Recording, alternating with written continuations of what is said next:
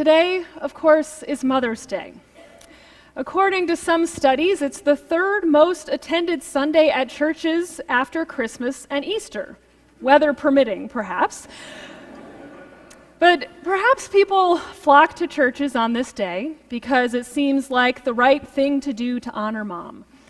But I think it's also because you're seeking something deeper than brunch and flowers, although those things are nice as well.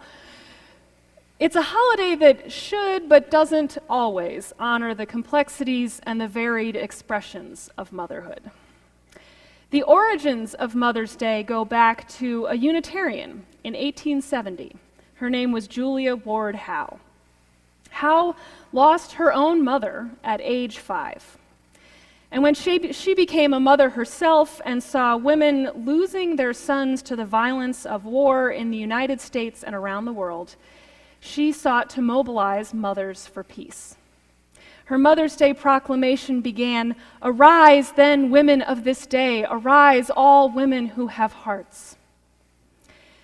Unfortunately, Mother's Day caught on as a holiday, and a national holiday only later, and in a less socially conscious form. There is hope, however, because even the Hallmark is tuning into the realities of motherhood in our society today. Their most recent commercial, I don't know if you've seen it, shows a mother's unconditional love for her transgender child. That is the love of a mother. Motherly love takes many different forms. It's the excitement and anticipation of expectant mothers. It's you who have lost a child through death or estrangement, but who are still connected to them and still a mother in your heart. It's you who desire to be mothers, but are unable to for biological or legal or financial reasons. It's you who choose to be foster or adoptive parents for children who need a loving family. And it is you who have no interest in being a mother in the traditional sense, but who serve as mentor, teacher, guide, and friend. The kind of motherly love that I have the most direct experience with is as a mother to 2 dogs. While not the same as being a mother to another human being, of course, there are some lessons that I've learned that I think will come in useful when I have human children someday. Personal space, what is that?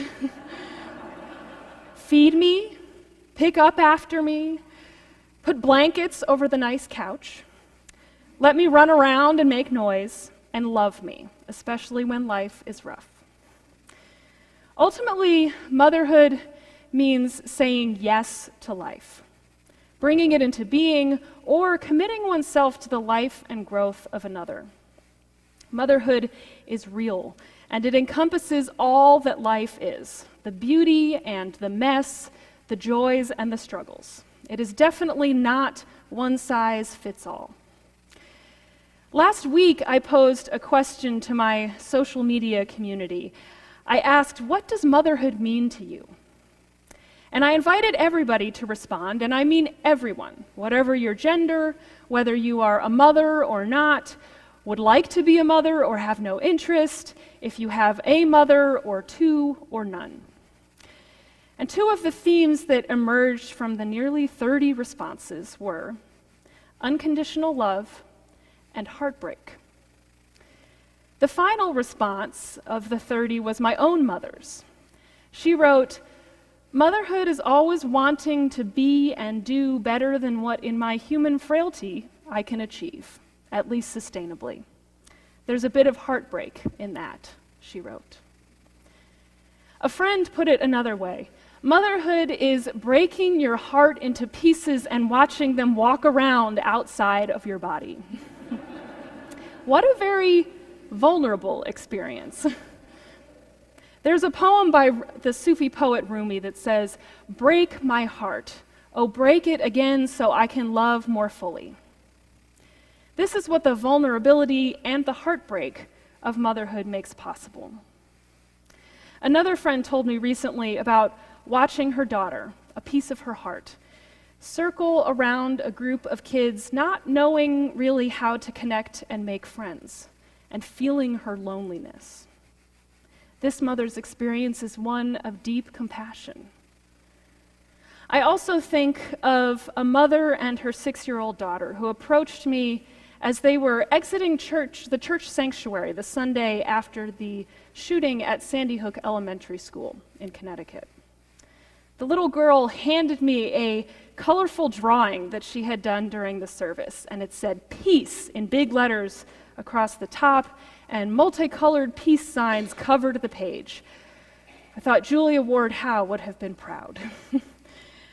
"I made this for you," she said. And as I thanked her and complimented her on her artistic skill, I noticed tears running down her mother's face. I paused and my attention shifted from the girl to her mother. I said, "It's been a hard week, huh?" And she nodded. She told me that she was sometimes scared for her daughter. This is also what it means to have a piece of your heart walking around outside your body. I know that in the presence of my own mother, when one of us gets teary-eyed, we both get teary-eyed. This is why I cannot look at her when I'm preaching. What I hear in my own mother's comment, and in so many others as well, is the experience of realizing your human limits and frailty, while also discovering and tapping into new depths of love and connection, and sometimes even patience that you didn't know existed within you. Unconditional love is a tricky thing. It's often mistakenly equated with great happiness or unconditional patience or supreme tolerance. But in reality, as many of you know, it does not always mean that you like those who you mother, nor does it mean your love is perfect and always lived out in the best of ways. Like my own mother, many aspire to do and be more. Mothers aspire not to yell when their child pours milk on the floor and laps it up like a cat.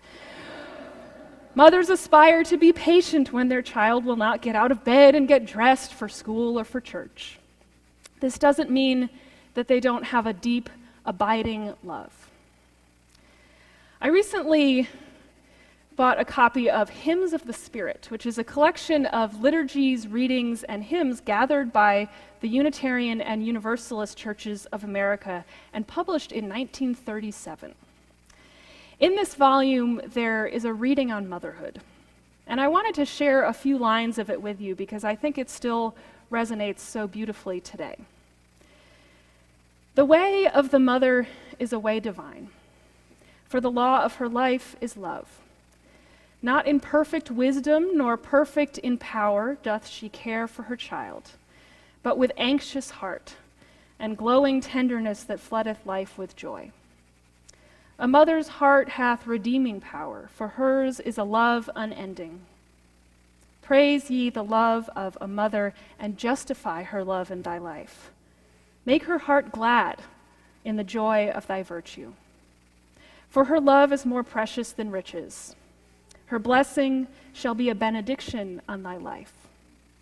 The work of thy hands shall abide for a time and then perish, but the love of mothers shall endure through all generations." The hymnal also refers on several occasions to a phrase that I had never heard before, the mother heart of God. The mother heart of God is broken open. Her love is unconditional. To be held in the mother heart of God is to know that there is a greater love holding us all, holding all of our joy and our pain, the fullness of life, so that none of it is lost. When we dedicated children earlier in the service, we said to them, "May you come to know that which is eternal. May it abide with you always." Through such an act of dedication, and through the community that we create here at church, we are cultivating in our young people the understanding that they are held in the mother heart of God. They know this love through their own parents, but also through this gathered community. When we dedicate a child at church, we, the community as a whole, join their parents in dedicating ourselves to nurture them and their spiritual growth, to guide and teach them, to love them in times of joy and struggle, and to help them become their full selves. We, the church, are taking a place in their mother pie, a great honor, privilege, and responsibility, that is. The reading that I shared earlier suggested that each of us has a mother pie, made up of mother figures of all kinds and all genders from different parts of our lives. It's kind of the village concept. It takes a village to raise a child. For many families today, church is the only place resembling that village. The multi-generational community where children are raised by more than just their parents. They're joined by aunts and uncles, teachers, neighbors, ministers, and these slices are part of a larger whole, working together to create a community of love and care. When I think about my own mother pie, it includes my parents, of course, the neighbors who gave me quarters and homemade Italian cookies, an array of babysitters, grandparents, aunts and uncles and cousins, many caring and dedicated teachers who not only taught me in the classroom, but were valuable after-school mentors, including my pre-K teacher, who, when I got old enough to walk home from school, she walked home with me. We lived about a block apart. It includes the numerous adults who taught my religious education classes at church, who continue to be caring figures in my life to this day. We could probably all name similar people in our lives who together make up our mother pie. It's important for anyone who mothers to remember that you are not alone. Motherhood is a hard job. As some joke, it's the hardest job that you can have that there is no way to study for. And it only gets harder with time. It does get better, however, as you get better at it, and as you realize that you are not alone. So I invite you to think about whose mother pie you are a part of. For whom do you feel the kind of love and heartbreak and responsibility that I've talked about? And what does this role call you to do or to be? Jennifer Batchelor, who is a mother who blogs at a site called Coffee and Crumbs, says that motherhood isn't just about shaping another's character, it's also about shaping your own. You cannot teach a child anything without demonstrating it first. She writes, if you want her to be kind, you must be kind. If you want her to be generous, you must be generous. If you want her to control her temper, you must control your temper. Batchelor reminds us that we cannot help but be transformed and called to be our better, fuller selves when we mother, mentor, support, and love another. Today is a day to honor all who mother, including those who face barriers or stigma in our culture. As a church community, we do this in many ways beyond this one day. We understand that not all families fit into the nuclear family model. Family is so much broader. Families are blood, and they are chosen, they are blended, and they are broken. But all children, parents, mothers, and families are worthy of recognition and love and support. Children see their families reflected in the stories and the lessons that they hear in our Sunday school. We offer comprehensive sexuality education through the Our Whole Lives program. We work for reproductive justice so that all women have the right, access, and ability to make choices about motherhood. Our flowers today are actually in honor of the work that this church has done to advance this cause in particular. Mothers would be much worse off if it were not for the work of many of you here in this room. So to all who mother, this morning we give thanks. And let us renew our commitment to those whom we give life. I pray that you know and experience the kind of love that breaks your heart open, a love that is deep and abiding, to feel it in your heart for another and to know that you, may it be so. Amen.